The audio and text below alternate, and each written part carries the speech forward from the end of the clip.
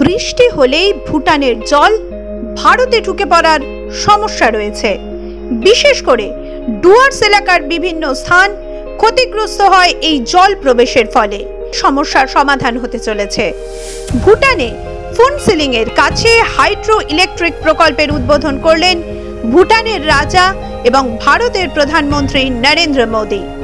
শুধু জল সমস্যার সমাধান নয়, এই প্রকল্পে উৎপাদিত বিদ্যুৎ দুই দেশের কাজে আসবে।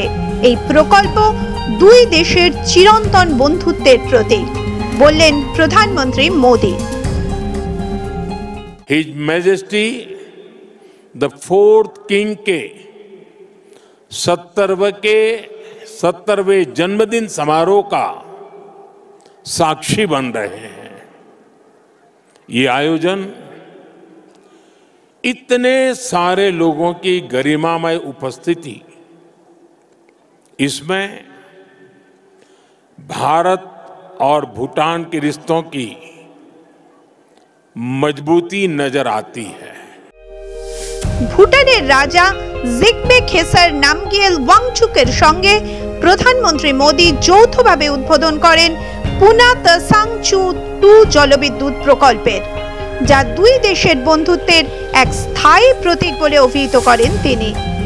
এক্সে মোদী লেখেন, উন্নয়নের জ্বালানি, বন্ধুত্বের গভীরতা ও টেকসই অগ্রগতির প্রতীক এই প্রকল্প। জ্বালানি সহযোগিতা ভারত ভুটান সম্পর্কের অন্যতম স্তম্ভ।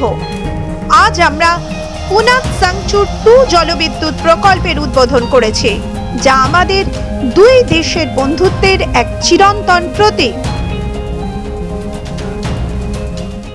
इस क्षमता का विस्तार करते हुए आज एक और बड़ा कदम उठाया जा रहा है। आज भूटान में 1000 मेगावाट से अधिक का एक नया हाइड्रो इलेक्ट्रिक प्रोजेक्ट लॉन्च कर रहे हैं, जिससे भूटान की हाइड्रो पावर कैपेसिटी में 40% की बढ़ोतरी हुई है। इतना ही नहीं, लंबे समय से रुके हुए एक और हाइड्रो इलेक्ट्रिक प्रोजेक्ट पर भी फिर से काम शुरू होने जा रहा है। और ये हमारी पार्टनरशिप सिर्फ हाइड्रो इलेक्ट्रिक तक सीमित नहीं है। अब हम सोलर एनर्जी में भी एक साथ बड़े कदम उठा रहे हैं। आज इससे जुड़ी अहम समझौते भी हुए हैं। 1020 মেগাওয়াটের এই জলবিদ্যুৎ প্রকল্পকে দুই দেশের মধ্যে ক্রমবর্ধমান ও পারস্পরিকভাবে লাভজনক শক্তি সহযোগিতার এক ঐতিহাসিক মাইল ফলক বলে বর্ণনা করেন মোদী।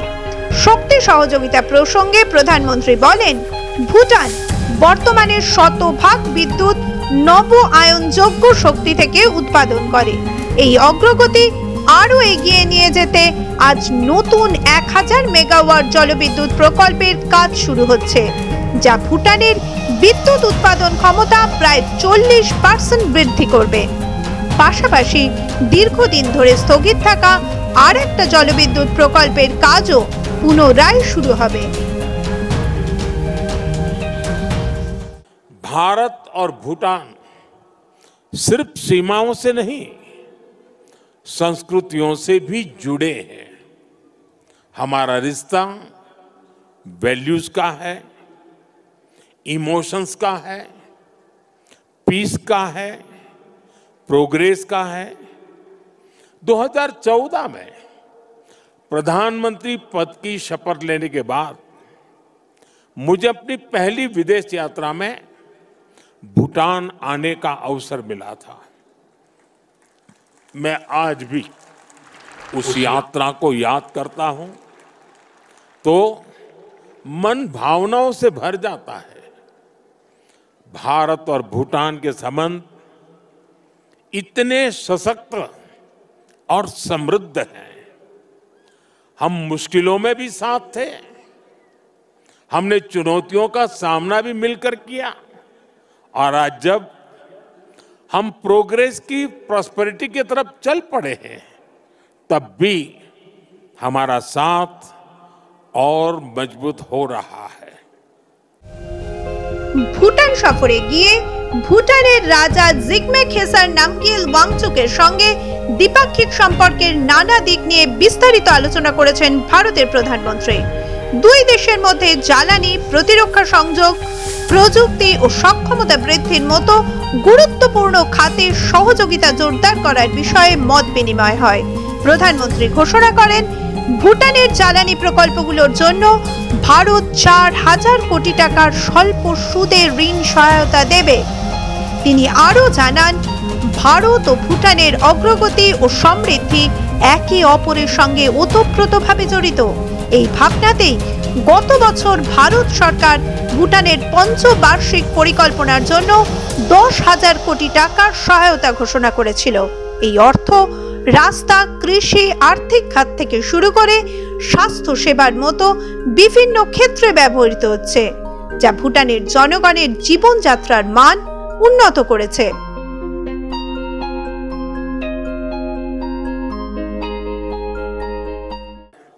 हम सभी जानते हैं, connectivity creates opportunity and opportunity creates prosperity. इसी लक्ष्य के साथ आने वाले समय में गैलेफू और सामत्से शहरों को भारत के विशाल रेल नेटवर्क से जोड़ने का फैसला लिया गया है। इस प्रोजेक्ट के पूरा होने से यहाँ की इंडस्ट्री का, भूटान के किसानों का, भारत के विशाल मार्केट तक एक्सेस और आसान हो जाएगा। साथियों, रेल और रोड कनेक्टिविटी, इसके साथ साथ हम बॉर्डर इंफ्रास्ट्रक्चर पर भी तेजी से आगे बढ़ रहे हैं। সংযোগ বৃদ্ধির লক্ষ্যে মোদি জানান, ভুটানের গেলেফু ও সামতাস অঞ্চল ভারতের বিস্তৃত রেল নেটওয়ার্কের সঙ্গে যুক্ত করা হবে। এর জন্য ভুটানের গেলফুতে ইমিগ্রেশন চেকপোস্ট খোলা হয়। নিরাপত্তার স্বার্থে এই চেকপোস্ট গুরুত্বপূর্ণ বলে জানা গিয়েছে। সীমান্ত পরিকাঠামো উন্নয়ন প্রসঙ্গে মোদি বলেন, রেল ও সড়ক সংযোগের পাশাপাশি সীমান্ত এলাকায় দ্রুত উন্নয়ন চলছে। তিনি রাজা ওয়াংচুকের গেলেফু মাইন্ডফুলনেস সিটি প্রকল্পের প্রশংসা করে জানান, ভারত গেলেফুর কাছে একটি নতুন ইমিগ্রেশন চেকপোস্ট স্থাপন করবে, যাতে পর্যটক ও বিনিয়োগকারীদের চলাচল আরও সহজ হয়। প্রধানমন্ত্রী বলেন, এই প্রকল্প সম্পূর্ণ হলে ভুটানের শিল্প ও কৃষকরা ভারতের বৃহৎ বাজারে সহজে প্রবেশাধিকার পাবেন। সংযোগ সুযোগ সৃষ্টি করে, আর সুযোগই সমৃদ্ধি আনে। সভায় রাজা বলেন, আসুন আমরা সবাই একসঙ্গে ভারত ও প্রধানমন্ত্রী মোদির জন্য প্রার্থনা করি। মোদিজির সকল আশা, দৃষ্টি ও ভারতের সেবার উদ্দেশ্য সফল হোক। তিনি যেন প্রতিটি বাধা অতিক্রম করে আরও উজ্জ্বল, শক্তিশালী ও সমৃদ্ধ ভারতের স্বপ্ন বাস্তবায়ন করতে পারেন। তিনি আরও যোগ করেন, সবচেয়ে বড় কথা, আজ আমরা এক মুহূর্তের জন্য থেমে সেই মানুষগুলোর জন্য প্রার্থনা করতে চাই যারা দুর্ভাগ্যবশত দিল্লিতে বিস্ফোরণে প্রাণ হারিয়েছেন। আমরা তাদের আত্মার শান্তি কামনা করি।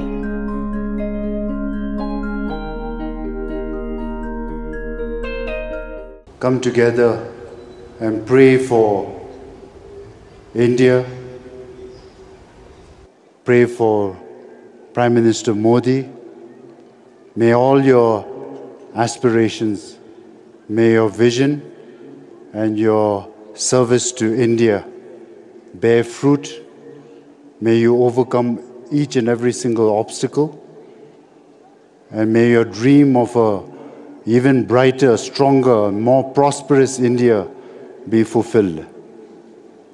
But above all, we would like to take a moment and pray for the people who sadly lost their lives yesterday in Delhi. We'd like to pray for them. Las ngachi gutsugela.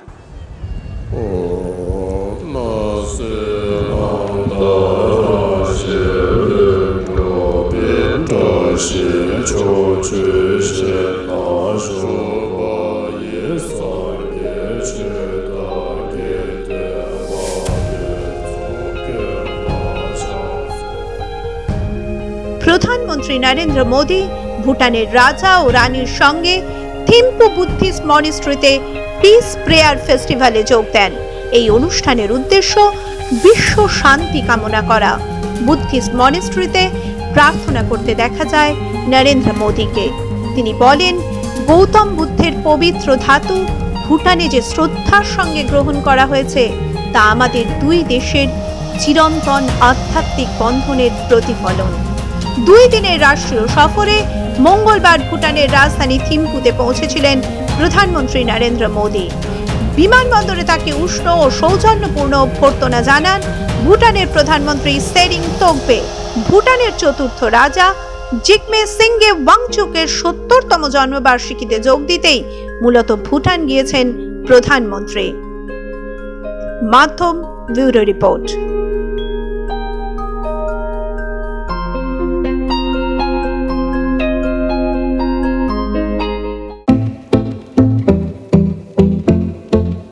Bharat के हृदय प्रदेश मध्य प्रदेश की धरती, जहां परंपरा और प्रगति का संगम है, और यहीं भोपाल में पहली बार आयोजित हुआ ग्लोबल इन्वेस्टर्स समिट 2025। प्रधानमंत्री नरेंद्र मोदी जी के कर कमलों से शुरुआत और केंद्रीय गृह मंत्री अमित शाह जी का मार्गदर्शन। इसमें शामिल हुए 9 देश, 25,000 से अधिक निवेशक और 100 से ज्यादा विदेशी प्रतिनिधि। समिट में हुए 89 MOUs पर हस्ताक्षर, 600 से अधिक बीदोग और 5,000 प्लस बीदोग मीटिंग्स, 26 लाख करोड़ से ज्यादा निवेश, जिनसे 17 लाख से अधिक रोजगार सृजित होंगे। मुख्यमंत्री मोहन यादव के नेतृत्व में सिंगल विंडो सिस्टम 29 दिन में भूमि आवंटन और उद्योग एवं रोजगार वर्ष 2025 जैसी पहले मध्य प्रदेश बना देश का तीसरा सबसे बड़ा निवेश आकर्षण। यह सिर्फ एक समिट नहीं, बल्कि आत्मनिर्भर भारत की दिशा में मध्य प्रदेश की ऐतिहासिक छलांग है। मध्य प्रदेश उद्योग एवं रोजगार का नया गढ़।